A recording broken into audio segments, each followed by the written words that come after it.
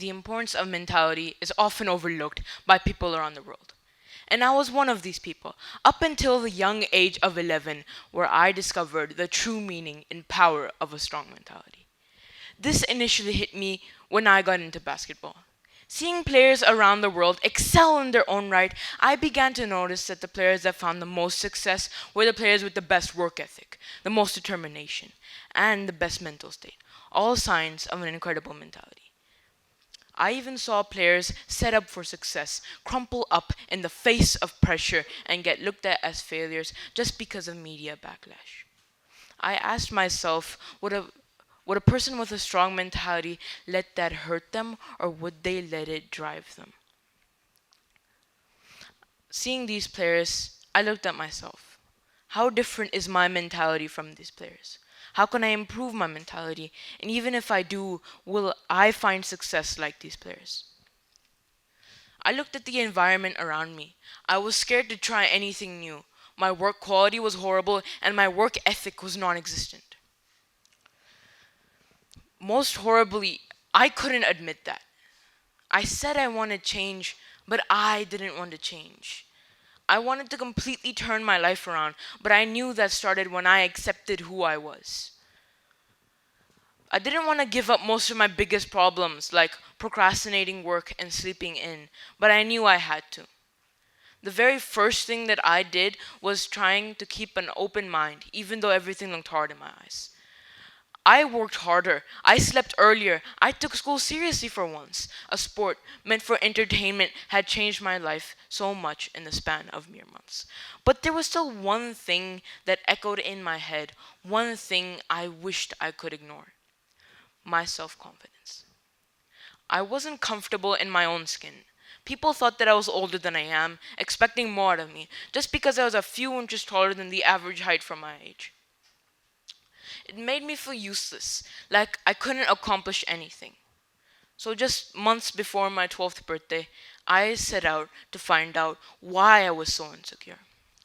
I looked at what was common around me. I treated everybody nicely, everybody treated me the same, everything was fine. But it was jokes and insults I made about myself, calling myself boring, calling myself short, or not short, dumb, that really took a toll on my self confidence. So I got rid of that, making people laugh in ways that don't involve throwing myself under the bus.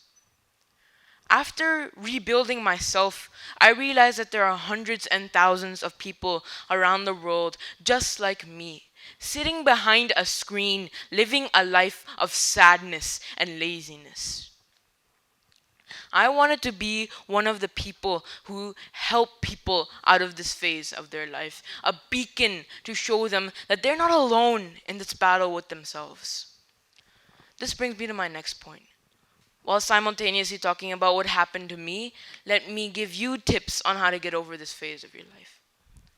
One of the first things that I did was taking care of my personal hygiene.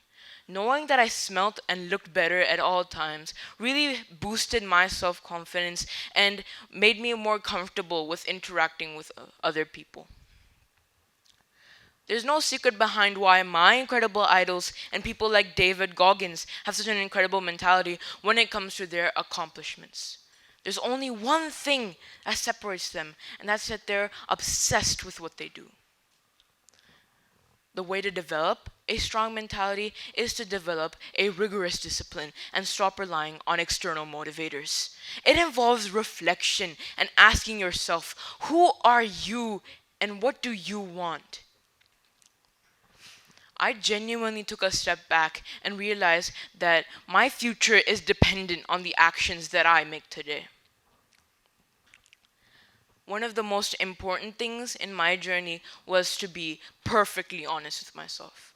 Look at my current position, accept it, conquer it, move on from it. One of the most substantial things that I wish I had just addressed earlier in my journey was my sleep schedule. As I sat sleeping at 3 to 6 a.m. every morning and waking up at 3 p.m., sluggish and groggy, I realized that this is one of the things that had to go. I did manage to fix this quickly, but I realized that it's not about fixing it, but it's about maintaining it. I couldn't just sleep at 8 p.m. one night just to sleep at 4 a.m. the other. As the second key thing to note is that progress is often done better when it's done consistently rather than sparingly. I understood my problems and I knew I needed change, but I also knew it was imperative that this change was implemented over time with baby steps.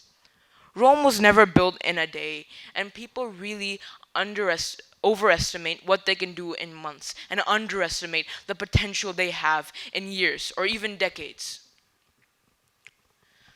An example of this is how I got into the habit of delivering my work on time. I set a schedule for myself filled with daily requirements I was to complete, and I was actively changing it to incorporate what I was to complete in that day. Eventually, working in an allotted time and working my best became a second nature to me. Finally, it's all about maintaining that discipline and momentum. A lot of people feel like the only way they're going to escape their rut is if somebody pulls them out. I realized nobody's coming to pull me out. If there was somebody, it would be myself. I implore you all to try and go down the same path that I did.